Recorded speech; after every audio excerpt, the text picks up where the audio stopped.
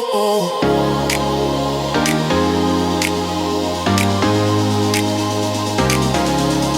Oh, oh.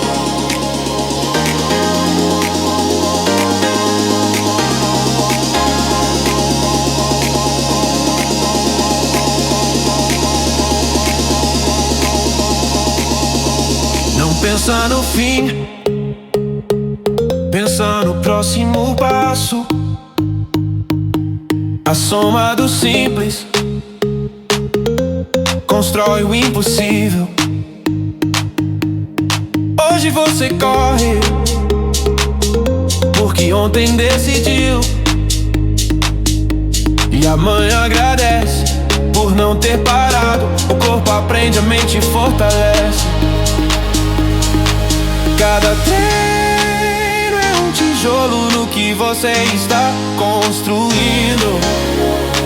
Passo a passo, sem pressa, sem desculpa, com verdade. Corre, respira.